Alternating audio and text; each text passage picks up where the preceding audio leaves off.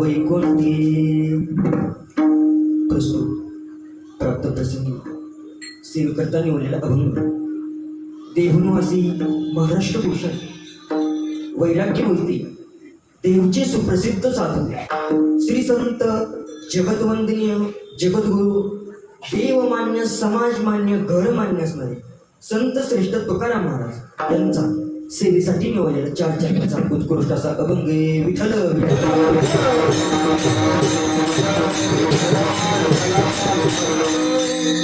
या अभंगामध्ये तुकाराम महाराज संतांची लक्षणं सांगतायत.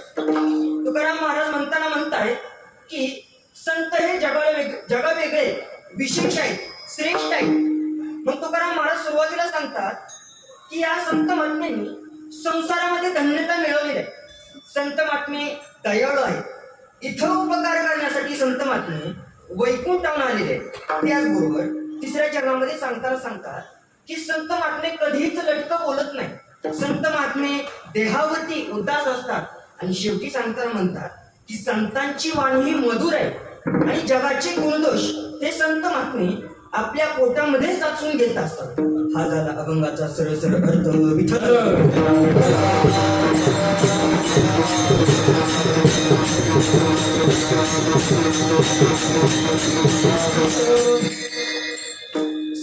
सुरुवात करण्यापूर्वी अल्पसा परिवार गरजेचा आहे. तो असा की आज या ठिकाणी चालू असणारा अखंड हरिनाम सप्ताह त्यातील आज 4थी कीर्तनाची सेवा माझ्या वाटेला आहे. ते म्हणजे बाबर महाराज असतील, त्याचबरोबर आपले कुराडे महाराज असतील, करडे महाराज, त्याचबरोबर आज या ठिकाणी आपण सर्वजण उपस्थित राहिला. त्याचबरोबर आमची चुलते या ठिकाणी म्हणजे काल त्यांची पंगत पण झाली वाटतं गायनासाठी उपस्थित. आता गायनामध्ये अपेक्षा फक्त आज गायक असा म्हणून केली, पण गायनाला गायन सम्राट, गायन भूषण, गायनातील अलंकार असे असणारे ओंकार महाराज जमदार माझ्या ठिकाणी उपस्थित आहे. त्याचबरोबर आपले काय महाराज ना टकले महाराज, त्याचबरोबर गणेश महाराज असतील, महाराज उपस्थित आहेत. त्याचबरोबर आमचे नाना असतील, बाबर महाराजांकडून आज या ठिकाणी, त्याचबरोबर करडे महाराज, आज सर्वजण आपण या ठिकाणी उपस्थित राहिला. त्याचबरोबर आज या ठिकाणी कीर्तन सेवा मिळाली म्हणजे आजचा कीर्तनकार टिपणे कीर्तनकार म्हणजे आज कीर्तन हे डॉक्टरांचं म्हणजे महाराजांचं नाव काय करंदेकर डॉक्टर महाराजांचं आज कीर्तन होतं. पण तुम्ही अपेक्षा धरून बसला असता डॉक्टरांचं कीर्तन आहे, पण मी कंपाऊंडर आहे असतो तरी पण मी डॉक्टरांची कमतरता पडून देणार नाही. मला पण सलाईन लावा येत नाही, मला पण इंजेक्शन देता येत नाही. असं थोडक्यात म्हणजे आज तुम्ही अपेक्षा करून होता की गुलाबजाम खायला मिळते, बासुंदी खायला मिळेल, पण आज चटणी भाकरवरतीच भागावं लागेल. आज या ठिकाणी मला कीर्तन करण्याचा, रामप्रभूंच्या चरणी सेवा करण्याचा योग आला. ते मी माझं परम भाग्य समजतो. विठ्ठल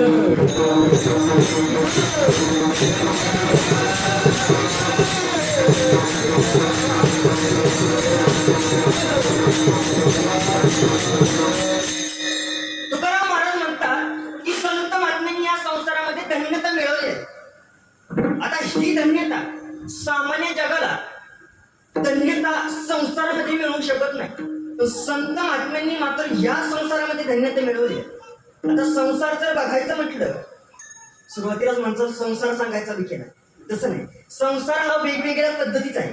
कारण भगवंत भगवद्गीतेमध्ये सांगताना म्हणतात ऊर्ध्वमूलमधशाखं मश्वस्तं प्राहुरव्ययं छन्दांसि यस्य पर्णानि यस्तं स वेदवित् अधश्चोर्ध्वं प्रसुता तस्य शाखा गुणप्रवृद्धा विषयप्रबला अधश्च मूलानि संततानि कर्मानुबंधीनि मनुष्यलोके नरूपमसे म्हणजे इथून पुढचं नरूपमसे तथोपलभते नांतो न चादीर न च संप्रतिष्ठा निर्माण मोहा जितसंग दोषा अध्यात्म नित्या विनिवृत्त कामा. आता बरेच जण म्हणतायत म्हणून द्वंद्वेर विमुक्ता सुख दुःख सोने गच्छन्त्य मूढा पदमयं तत् न तद्भासयते सूर्यो न शशांक न पावक यद् गत्वा निवर्तन्ते तद्धाम परम. आपला सगळा अध्याय होऊया. तर सुरुवातीला भगवंत प्रपंचाला संसार सांगताना म्हणतात की आपला संसार उलट्यावर वृक्षासारखा आहे. त्याची पानं फुलं फळं ही जमिनीत आहे आणि त्याची मुळं मात्र वरते. मग त्या पाना फुलांना आपण किती जरी पाणी दिलं तर ते झाड वाढू शकत नाही. या पद्धतीनं आपला प्रपंच आहे. पुढे सांगतात की ममेवांशो जीवलोके जीवभूत सनातन मनुष्यष्टानि इंद्रियाणि प्रकृतिस्थानि कर्षति शरीरं यदोप्नोति यच्चाप्युत्क्रामतीश्वरं गृहीतैतानि संयाति वायुगंध्वा निवाशयात्. भगवंत म्हणतात, पुढं सांगताना म्हणतात की शरीराचा आणि आत्म्याचा संसार. सुरुवातीला प्रपंचाला संसार सांगतात, त्यानंतर जीवाचा आणि आत्म्याचा.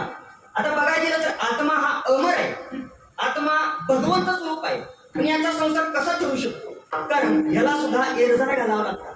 त्यामुळं ह्याचा सुद्धा स्वतंत्र संसार ठरतोय. त्यामुळं आता आपला प्रपंच जर बघायचा म्हटलं तर आपला प्रपंच जरा थोडा आगळा वेगळा आहे. कसं तर आपला प्रपंच हा लाटका आहे. आपला संसार लाटका संसार आहे. माई गोष्टीपासून निर्माण झालेला आहे, मायम जगातून निर्माण झालेला आहे आणि मायम जगातच मिळणार आहे. आपला असा संसार आहे. कसा तर आमच्या एका गायकाचं लग्न होतं.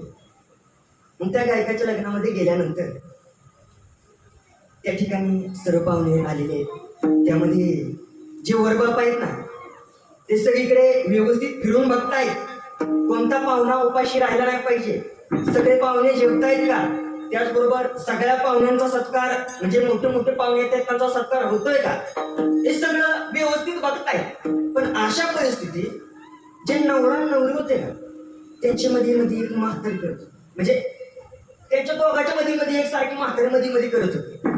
मग ते वरबाप म्हणते ही म्हातारी कशी चचना. आता म्हातारी कशी चचना म्हणजे म्हातारी कशी मरणा. वरबापाला ती म्हातारी त्या वरबापाशी आली आणि म्हातारी म्हणाली का हो पाहुणा चचना म्हणजे काय. आता सांगता येत नव्हतं चचना म्हणजे मरणा. वरबापाने सांगायला चालू केलं, पाहुण्याने सांगायला चालू केलं, अगं म्हातारी कशी चचना म्हणजे म्हातारी कशी जेवण असं म्हणतो. आता म्हातारी पण लय हुशार होती. म्हातारी म्हणाली पाहुणा माझं काय मी चचल नाही तर नाही चचल, आधी सगळं वराड चचू द्या, वरबाप वरमाय चचू द्या, नवरा नवरी चचू द्या, सगळी चचू द्या, माझं काय वय झाले मी चचल नाही तर राहिली तशीच. म्हणजे या म्हातारीला माहित होतं चचना म्हणजे मरणा. त्या पद्धतीने आपल्याला सुद्धा माहित आहे की संसार कसा आहे लटका आहे, तरी पण आपण संसारात थोडा सुद्धा दूर करायला तयार नाही. विठ्ठल विठ्ठल.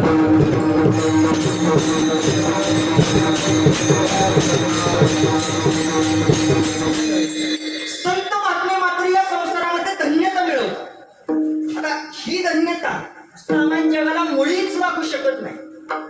संसाराची व्याख्या आता ही तर नाथ महाराजांच्या भाषेमध्ये बघायचं म्हटलं तर नाथ महाराज चिरंजीव पदामध्ये वर्णन करतात.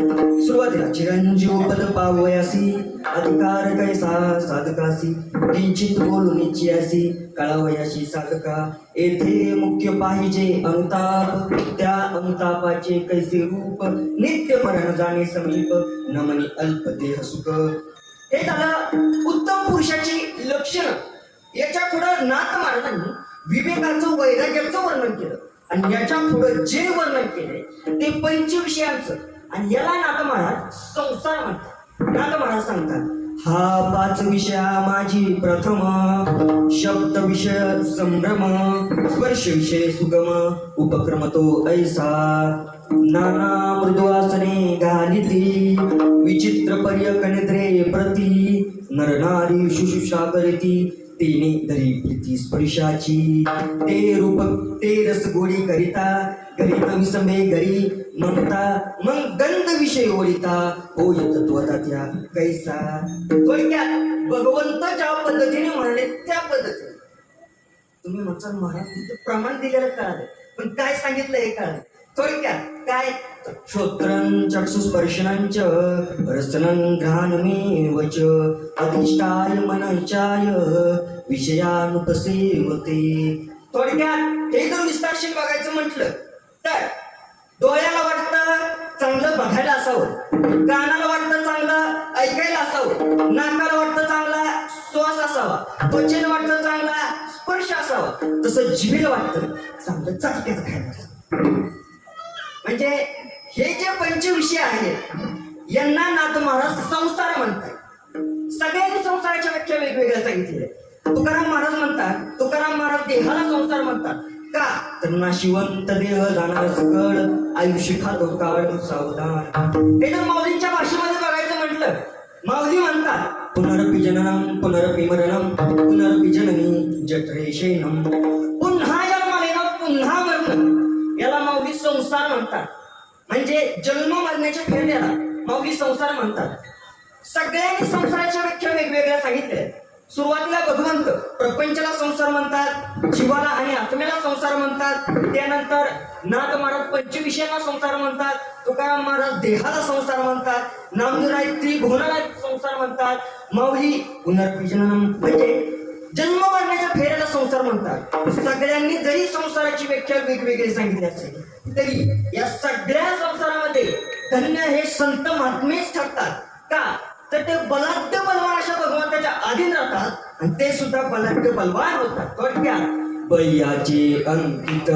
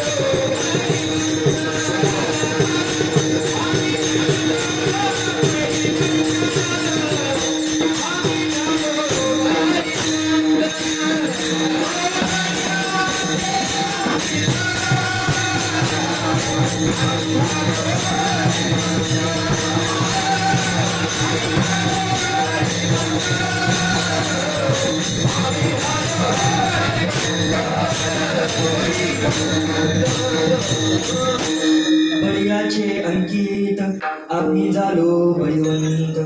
बलाढ्य बलवान अशा भगवंताच्या अधीन राहून दास होऊन हे संत महात्मे सुद्धा बलाढ्य बलवान होतात. मग हा संसार संत महात्म्यांनीच तेवढा धन्य केला. आपण ह्या संसार धन्यता आपल्याला ह्या संसारामध्ये धन्यता लाभू शकत नाही. का तर ज्या पद्धतीनं एखादीनं म्हणजे महिला मंडळ कारलं करायला चालू केलेलं आहे.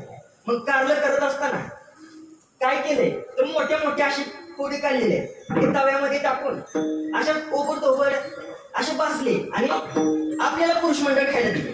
आता ते कारलं कसं लागलो गडू लागलं. आता तेच कारलं सुगरणीने बनवायचं चालू. बघा ते कारलं सुगरणीने बनवायचं चालू केलं. त्याची बारीक फोडी काढलेली आहे. आता ते तव्यामध्ये टाकलेलं आहे आणि लाल करपूस असतो खटखट वाजतो असं ते तव्यावरती भाजलेलं आहे. त्यामध्ये थोडं मीठ टाकलेलं आहे, कूट टाकलेलं आहे. तुम्ही म्हणता महाराज नाही, महाराज आळंदीला राहिल्यामुळे थोडा अनुभव आहे. तर असं सुंदर असं कारलं बनवलंय. आता ते कारलं आपल्याला खायला ते कारलं कसं लागेल आता चविष्ट लागेल. म्हणजे बनवताना जो बनवणार आहे याच्यावरती जास्त डिपेंड आहे. जर ते कारलं सुगरणीनं बनवलं तर ते चविष्ट लागतंय. तसं हा संसार आपण केला तर धन्यता लागत नाही, पण संत महात्म्याने केला तर 100% धन्यता लागते. त्यामुळं तुकाराम महाराजांनी या संसारामध्ये धन्यता मिळवली आहे कुणी तर संत महात्म्यांनी असं पहिलं लक्षण सांगतात. आणि दुसरं लक्षण सांगताना म्हणतात की संत महात्मे हे दयाळू, एवढे दयाळू आहे ते प्राणी मात्रांवरती दया दाखवतात, पण सामान्य जीवावरती सुद्धा ते दया दाखवत असतात. का तर शोभा कासार म्हणजे तुकाराम महाराजांचे जिवलग मित्र. जिथं तुकाराम महाराज तिथे शोभा कासार असायचेच. कुठं कीर्तनाला चालले असायचेच सोबत, कुठं भाषणाला चालले असायचेच सोबत. कोण? शोभा कासार. मग एकदा झालं असं की शोभा कासारच्या पत्नीच्या मनात थोडं कपट निर्माण झालं. आता हे कपट का निर्माण झालं तर शिवबा कासारच्या पत्नीला वाटायचं की तुकाराम महाराजांनी स्वतःच्या संसाराचं वाटोळ करून घेतलेलं आहे, पण त्यांच्या नादाने आपल्या संसाराचं वाटोळ होऊ नये म्हणून तिने एक कट रचायचं ठरवलं. ते म्हणाले, शिवबा कासाराला म्हणाले की तुकाराम महाराजांना तुम्ही आपल्या घरी स्नानाकरता मळ काढण्यासाठी बोलवा. आता शिवबा कासाराला आनंद झाला. तर शिवबा कासार म्हणाले, का बरं कालपर्यंत एवढा तुकाराम महाराजांचा तिरस्कार करत होते, पण आज अचानक असं काय आनंद झालेला.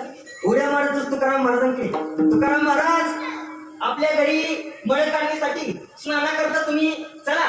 आता मित्राच्या घरी जायचंय म्हटल्यानंतर नाही म्हणता येईल. तुकाराम महाराज त्या शिवबा कासाराच्या घरी सायंकाळच्या वेळेस आलेले. आल्यानंतर दोघांनी मिळून हरिपाठ केला. हरिपाठ झाल्यानंतर भोजन केलं. भोजन झाल्यानंतर भजन केलं. भजन झाल्यानंतर गप्पा गोष्टी मारल्या. आणि झोपताना तुकाराम महाराज म्हणाले, वहिनी सकाळी मला काकड्याला 4 वाजता उठायचंय, पहाटे उठणार आहे मी, तुम्ही पाणी तापवून ठेवा बरं. आणि तुकाराम महाराज झोपले. सकाळ झाल्यानंतर 4 वाजता पहाटे तुकाराम महाराज उठले आणि बाहेर आले. तुकाराम महाराज म्हणाले, वहिनी पाणी तापवलं का? त्या वहिनीला कोण अशी घेतली. वहिनी म्हणाली, महाराज समोरची शिळा दिसतंय का, त्या शिळेवरती जाऊन तुम्ही बसा, मी पाणी घेऊन येते. थोड अशी घेतली. त्या चुलीला मोठी मोठी वलके टाकली. ते पाणी विस्तवावरती होतं. ते पाणी उकळायला नाही, ते पाणी एवढं गरम होत होतं माझ्या अंदाजे ते 100 डिग्री सेल्सिअस पेक्षा जास्त गरम झालं असं. आणि ते पाणी त्या शिवबा कासाराच्या पत्नीनं फडक्यानं धरलेलं आहे आणि तुकाराम महाराजांच्या अंगावरती ओतायचं चालू केलं.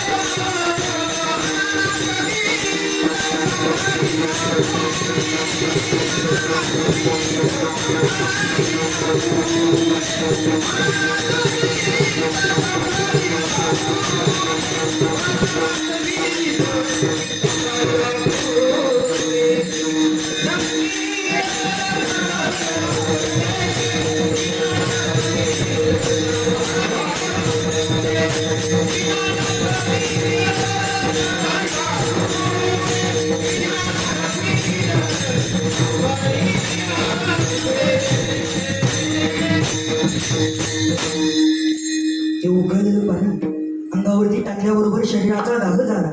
शरीराचा दाह झाला एवढा की तुकाराम महाराज ज्या शिळेवरती बसले होते त्या शिळेला सुद्धा तडा फुटला. आणि एवढं होऊन सुद्धा तुकाराम महाराजांनी एका क्षणासाठी सुद्धा त्या शिवबा कासाराच्या पत्नीकडे रागानं बघितले नाही. याचा अर्थ की संत महात्मे दयाळू आहे. या समाजाला किती जरी त्रास दिला तर संत महात्मे त्याच्यावरती दयाच करतात. कशा पद्धतीनं तर नाथ महाराज रोज गंगेला स्नान करण्याकरता जात. पण एक दिवशी झालं असं की एक यवन व्यक्ती म्हणजे गावातील काही कर्मठ लोकांनी नाथ महाराजांची शांती भंग करण्यासाठी त्या व्यक्तीला पाठवलेलं होतं. तो व्यक्ती नाथ महाराजांच्या अंगावरती पान खाऊन थुंकला. नाथ महाराज त्याला काहीच म्हणत नाही. माघारी गेले, स्नान केली, परत घरी झाले. परत जाताना अंगावरती थुंकला, परत स्नान केली, परत थुकला. असं एकदा नाही, दोनदा नाही, तीनदा नाही, 108 वेळा तो यवन व्यक्ती नागमार्गांच्या अंगावरती थुंकला. शेवटी पानाचं श्रवण करता येईल ना. बटाट सोडल्या जिभेची अवस्था झाली, जीभ रक्ताबंबाळ झाली. नाथ महाराजांना शरण गेला आणि नाथ महाराजांना माफी मागू लागला. महाराज म्हणाले, कशाबद्दल माफी? तुझ्यामुळं तर मला पवित्र अशा गंगेचं 108 वेळा स्नान केलेलं आहे. म्हणजे यवन अंगावर थुंकला, रक्तामध्ये उंची मुक्त केला. समाजाने किती जरी त्रास दिला तरी संत महात्मे त्याच्यावरती दयाच करतात. आणि ही दयाळ भावना फक्त संत महात्म्यांकडेच बघायला मिळते. म्हणून तुकाराम महाराजांनी संत महात्म्यांचं पहिलं लक्षण सांगितलं की संत महात्मे या संसारामध्ये धन्य आहे, आणि दुसरं लक्षण सांगितलं की संत महात्मे दयाळ आहे. हे महाराज अभंगाच्या प्रथम चरणात सांगतात.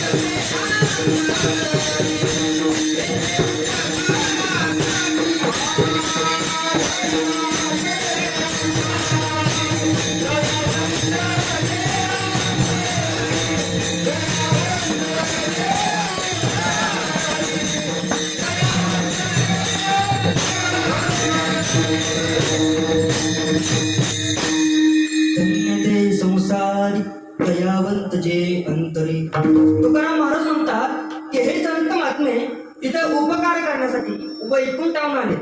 आता या जगामध्ये येणाऱ्यांचे सुद्धा 3 प्रकार: सामान्य जग, देव आणि संत. सामान्य जग येतं हे कर्म भोगण्यासाठी येत असतं. मग सामान्य जगानं कर्म भोगत असताना कर्म चांगली केली पाहिजे का? तर जशी आपण कर्म करत असतो तसं फळ आपल्याला मिळत असतं. आणि कर्माचं फळ असं आहे ते भोगल्याशिवाय सुट्टीच नाही. कोणी जरी असला तर ते कर्माचं फळ भोगावंच लागतं. त्यामुळे कर्म करत असताना चांगलं कर्म केलं पाहिजे का?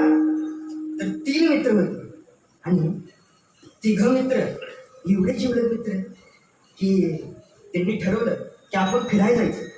कुठं जायचं? तर अरबी समुद्रामध्ये फिरायला जायचं. बोटीमध्ये बसलेले. आता बोटीमध्ये 3च आहे, पण झालं असं खोलवरती ती बोट गेली. बोटीत काहीतरी अडथळा झाला, बोट तुटली फुटली आणि ते एका म्हणजे पोहत म्हणा, ते बोटीच्या तुकड्यावरती म्हणा, लाकडाच्या मडक्यावरती म्हणा, पोहत पोहत एका बेटावरती ते पोहोचले. आणि त्यांनी त्या ठिकाणी त्यांचं राहणीमान चालू केलं. काही काळानंतर त्यांना एक वनदेवता प्राप्त झाली. आता ही वनदेवता पहिल्या मित्रापाशी गेली आणि त्याला म्हणाली, सांग तुझी काय इच्छा असेल तर मी तुझी इच्छा पूर्ण करणार. मी वनदेवता आहे असं म्हणाले. बरोबर. त्यानं विचार केला, ही वनदेवता सगळ्यात पहिल्यांदा माझ्याकडे आले, काहीतरी चांगलं मागतो. तो म्हणाला, वनदेवता मला भरपूर पैसा द्या आणि मला माझ्या घरी पाठवा. तथास्तु गायब झाला. आता हे वनदेवता दुसऱ्या मित्रापाशी गेली. सांग तुझी काय इच्छा आहे का? मी वनदेवता आहे, तुझी इच्छा पूर्ण करणार. तसं म्हणाल. दुसऱ्या मित्राने विचार. पहिल्या मित्राने काय मागितले? भरपूर पैसा आणि घरी जायचं. ह्याच्यापेक्षा थोडं चांगलं मागितलं. काय? हा म्हणाला, मला इंद्र दरबारात राहायचंय, नुसतं सोनं नाण्यामध्ये राहायचंय. आता वनदेवताना आशीर्वाद काय दिला? रामभाऊ तथास्तु शिष्य. तथास्तु म्हणलं तो पण जायचं. आता ही वनदेवता तिसऱ्या मित्रापाशी आणि वनदेवता म्हणाली, सांग तुझी काय इच्छा असेल तर. आता ह्याने विचार केला. आपल्या पहिल्या मित्राने काय मागितलंय? भरपूर पैसा घरी जायचं. दुसऱ्या काय मागितले? सोनं नाण्यामध्ये इंद्र दरबारात राहायचं. आता तिसरा म्हणाला, ए वनदेवता, माझी अशी इच्छा आहे की मला एकट्याला इथं लय बोर व्हायला लागले, ते दोघं महाराणी बोल. म्हणजे असे काही जण असतात, त्यामुळं कर्म करत असताना चांगली कर्म केली पाहिजे. मग सामान्य जग येतं हे कर्म भोगण्यासाठी. त्यानंतर भगवंत येतात. भगवंत येतात ते कशात येतात? यदा यदा हि धर्मस्य ग्लानिर्भवति भारत, किंवा अंबऋषी कारणे जन्म घेतले नारायणे, एवढे भक्तीचे लहाने दास्य करिया दासाची. भगवंतानं अवतार घेतले, एक म्हणजे भक्ताचं रक्षण करण्यासाठी आणि एक म्हणजे अधर्म वाला. मग भगवंताने नेमके अवतार किती घेतले? कारण एके ठिकाणी असं वर्णन आहे भगवद्गीतेमध्ये 10व्या अध्यायामध्ये आपल्याला दिसून येतं की भगवंताने 24 अवतार घेतले. आता हे जर संत महात्म्याने विचारायचं म्हटलं तर एके ठिकाणी संत महात्मे असं सांगतात की भगवंताने 10 अवतार घेतले, आणि एके ठिकाणी सांगतात माऊली भूपाळीच्या अभंगामध्ये वर्णन करताना म्हणतात की अनंत रूपी अनंत वेशी देखला मी त्यासी बापर कुमादेवर गुणगान कैसी. माऊली म्हणतात योगिया दुर्लभ तोम्या देखिला साजनी, पाहता पाहता मनान पुरे चिदने, पाहता पाहता मनान पुरे चिदनी. माऊली म्हणतात खरंच हा भगवान परमात्मा मी बघितलाय. देखिला देखिला माई देवाचा देव.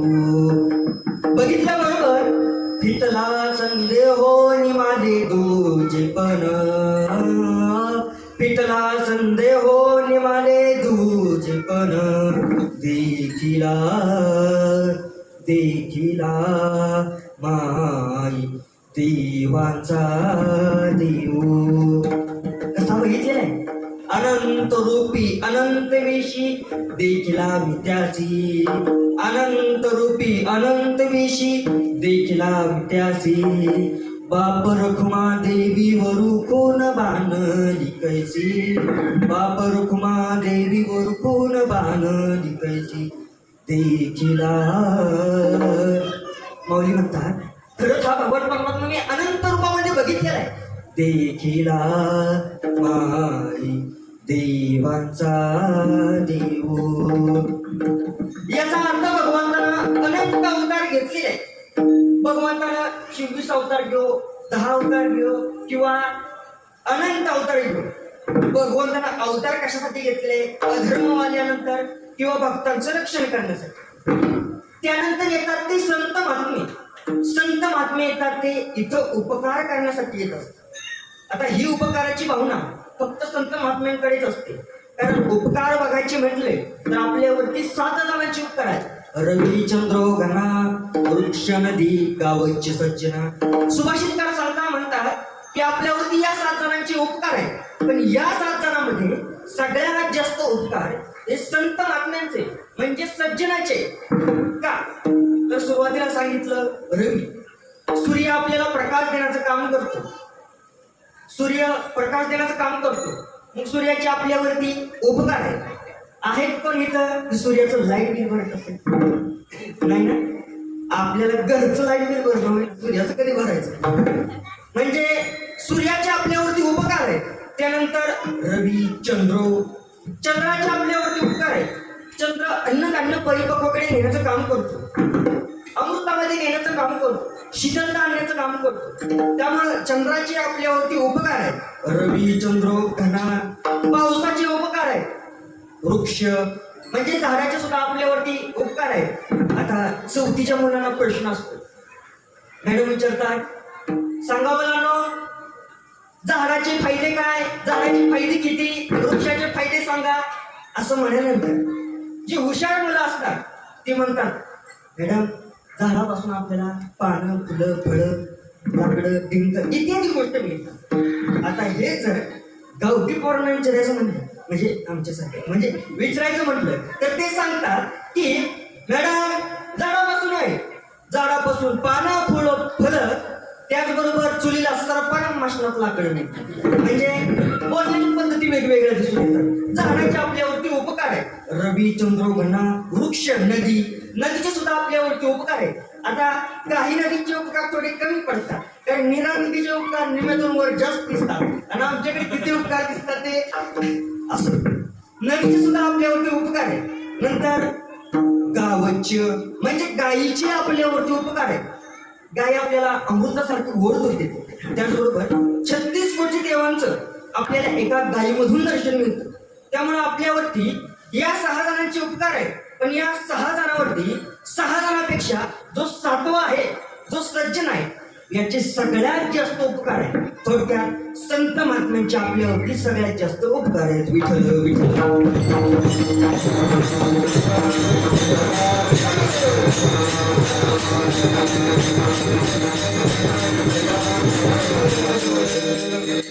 सगळ्यात जास्त उपकार हे संत महात्म्यांचे. का तर सूर्य आपल्याला प्रकाश देतो, 12 तास देतो. चंद्र शीतलता देतो, 12 तास देतो. पाऊस त्याचा ऋतू ठरलेला आहे, पावसाळ्यातच पडतो. आता काय काय वेळेस असा उन्हाळ्यात पण पडतो, पण पर्याय नसतो. नंतर आपल्यावरती वृक्षाचे सुद्धा फायदे उपकार सांगितले, पण याचा सुद्धा एक ऋतू ठरलेला आहे. पानं, फुलं, फळं येण्याचा सुद्धा ऋतू आहे. त्यानंतर गायीचे सुद्धा आपल्यावरती उपकार आहेत, नदीचे उपकार आहेत. गायीचे उपकार संतांच्या तुलनेत कमी. का तर ही गाय इंद्र दरबारामध्ये तोंडानं होय म्हणून खोटं बोलली आणि शेपटीनं नाही म्हणून खरं बोलली. म्हणून गाय तोंडानं अपवित्र आणि शेपटीनं पवित्र. म्हणून संतांच्या तुलनेत सुद्धा ही गाय कमी आहे. मग सगळ्यात जास्त आपल्यावरती उपकार संत महात्म्यांचे. का तर संत महात्मे आपल्याला निरंतर जागवत असतात. मद निरंतर